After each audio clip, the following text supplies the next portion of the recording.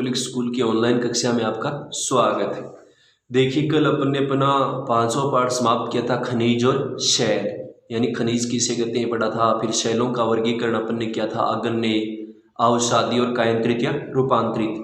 आज देखिए उसके बाद अपना भौतिक भूगोल का अगला पाठ है भूआकृतिक प्रक्रियाएं। देखिए भौतिक भूगोल में जो पाठ है वो थोड़े कठिन पाठ है, तो अच्छे से इनको समझना है। भूआकृतिक प्रक्रियाएं यानी भूआकृतियों जो अलग अलग स्थलाकृतियां बनी है, भूआकृतियां बनी है, उनको कौन कौन सी जो कारक हैं, क्रियाएं वो प्रभावित करती हैं। जैसे अपन देखते हैं कहीं मरुस्थल वाला क्षेत्र है, पठार वाला क्षेत्र है, मैदानी क्षेत्र है, तो उन क्षेत्रों में अलग अलग जो कारक होते हैं वो क्या करते हैं, अलग अलग जो ये भूआकृतियां बनी है उनके निर्माण के लिए क्या है, उत्तरदायी है। तो उसके बारे में अपन इसमें पढ़ेंगे। अपर्दन क्या होता है, अपक्षय क्या होता है, अपर्दन के कौन कौन से कारक हैं, अपक्षय के कौन कौन से कारक हैं, अपर्दन और अपक्षय दोनों किस प्रकार सम्मिलित रूप से कार्य करते हैं, या अपक्षय के कारकों का महत्व स्पष्ट कीजिए, या अपर्दन के कारक बताइए।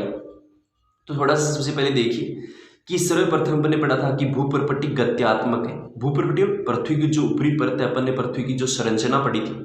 एक बात ध्यान रखने की, पिछला पाठ अगले पाठ से जुड़ा हुआ है, तो पिछले पाठ अगर आपने अच्छे समझे तभी अगले पाठ के आएंगे समझ में आएंगे, तो उसको भी अच्छे से पढ़ना है कि सर्वप्रथम भूप्रपट्टी गत्यात्मक है। भूप्रपट्टी पृथ्वी की जो ऊपरी परत है, जो संरचना हुई है पृथ्वी की भूप्रपट्टी में 3 भागों में बांटा था कि भूप्रपट्टी, मेंटल और नीचे का जो भाग था करोड़, तो गत्यात्मक मतलब स्थिर नहीं है, उसमें परिवर्तन होते रहते हैं।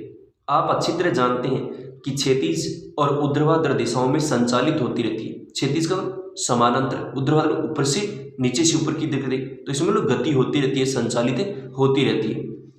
निश्चित तौर पर ये भूतकाल में वर्तमान गति की अपेक्षा थोड़ी तीव्रतर संचालित होती है, यानी वैज्ञानिकों ने अध्ययन किया। प्राचीन काल में देखें तो ये बात सामने, भूतकाल प्राचीन काल में देखें तो वर्तमान की जो गति थी इसकी अपेक्षा थोड़ी क्या थी, इसकी तीव्रतर संचालित होती थी। तीव्रतर इसकी गति क्या थी, तेज थी। भूप्रपट्टी का निर्माण करने वाले पृथ्वी के भीतर सक्रिय आंतरिक बलों में पाए जाने वाला अंतर ही पृथ्वी के बाह्य सतह में अंतर के लिए क्या है, उत्तरदायी है।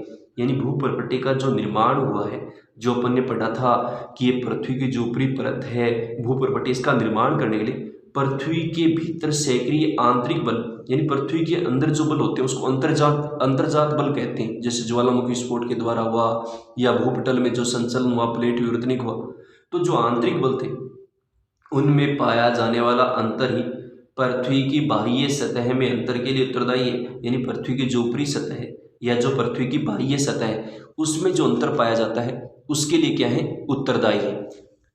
मूलतः धरातल सूर्य से प्राप्त ऊर्जा द्वारा प्रेरित बाह्य बलों से अनवरत प्रभावित होता रहता है। यानी मूलतः क्या होता है, धरातल सूर्य से प्राप्त ऊर्जा द्वारा यानी सूर्य से जो उसको ऊर्जा मिलती है उसके साथ साथ प्रेरित जो बाह्य बल है उससे अनवरत लगातार प्रभावित होता रहता है। निश्चित रूप से आंतरिक बल अभी भी सक्रिय है। यानी ऐसा वैज्ञानिक मानते हैं कि पृथ्वी के अंदर जो देखें जो प्लेटों में गति हो रही, विस्फोट हो रहा ज्वालामुखी इसके द्वारा, या और जो अंतर्जनित क्रिया वो भी सक्रिय, यद्यपि उनकी तीव्रता में अंतर है। यानी फिर भी देखें तो जो वैज्ञानिक मानते हैं कि उसमें जो तीव्रता है, उनकी जो गति है उसमें अंतर आया है। इसका तात्पर्य है कि धरातल पृथ्वी के मंडल के अंतर्गत उत्पन्न हुए बाह्य बलों और पृथ्वी के अंदर उद्भूत आंतरिक बलों से क्या होता है, अनवरत प्रभावित होता है। यानी इसका तात्पर्य यही हुआ कि धरातल पृथ्वी के मंडल के अंतर्गत यानी पृथ्वी का जो मंडल था, भूभाग था, उसके अंतर्गत उत्पन्न हुए बाह्य बल यानी उस पर लगने वाले जो बाह्य बल थे, या पृथ्वी के अंदर उद्भूत यानी पृथ्वी के अंदर जो उद्भूत हुए थे आंतरिक जो बल थे उससे अनवरत प्रभावित होते हैं। अनवरत लगातार क्या रहता है, उस पर प्रभाव रहता है, उससे प्रभावित होते हैं। बाह्य बलों को बहिर्जनक और आंतरिक बलों को अंतर्जनित बल कहते हैं। परिभाषा ध्यान में रखनी कि जो पृथ्वी के ऊपर से लगने वाले बल हैं, पढ़ेंगे पर कौन कौन से बल कार्य करते हैं। तो बाह्य बल या जो बाह्य कारक प्रभावित करते हैं, अलग अलग जो भूआकृतियां बनती हैं या जो स्थलाकृतियों का निर्माण होता है, तो बाह्य जो बल होते हैं वो बहिर्जनक होते हैं और आंतरिक जो बल होते हैं वो क्या कहलाते हैं, अंतर्जनित कहलाते हैं। बहिर्जनिक बलों की क्रियाओं का परिणाम है उभरी हुई भूआकृतियां। यानी बहिर्जनिक जब बल काम करेंगे, यही जो प्रक्रियाएं होंगी, तो इससे क्या परिणाम होता है, उभरी हुई भूआकृतियां यानी ऊपर उठी जो भूआकृतियां थी उनका विघर्षण तथा बेसिन या निम्न क्षेत्रों या गर्तों का भराव या अभिवृद्धि, यानी जो आकृतियां थी उसमें विघर्षण, टकराव होना या बेसिन या निम्न क्षेत्रों या गर्तों का भराव, यानी जो बेसिन और एक नीचे वाला क्षेत्र था, निम्न क्षेत्र था, गर्त का एक खाई था, एक गड्ढा था, उसमें भराव, उसमें भर जाना, अधिक उसमें वृद्धि हो जाना, ये बहिर्जनिक जो प्रक्रिया होती है ना, जो भी अपन पढ़ेंगे, जैसे लहर है, हवा के द्वारा हो रही है, ये जो कारक हैं, जल जो बहता हुआ जल है, ये सब बहिर्जनिक कारक, इनके बारे में विस्तार से पढ़ेंगे।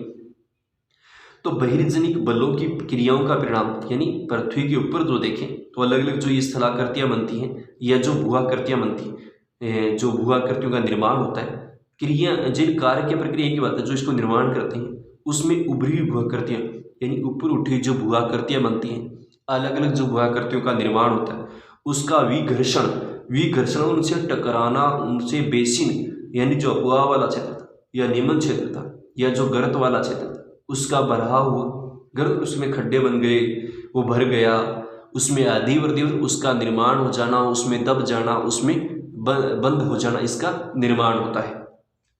धरातल पर अपर्दन के माध्यम से उच्चावच के मध्य के अंतर के कम होने को तल संतुलन कहते हैं।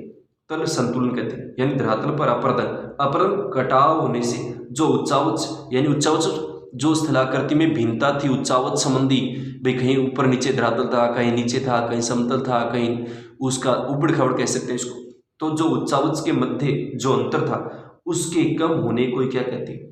तल संतुलन कहा जाता है। तो ध्यान रखना है कि धरातल पर अपर्दन के माध्यम से उच्चावच के मध्य का जो अंतर था, इसके कम होने को क्या कहा जाता है? तल संतुलन कहा जाता है।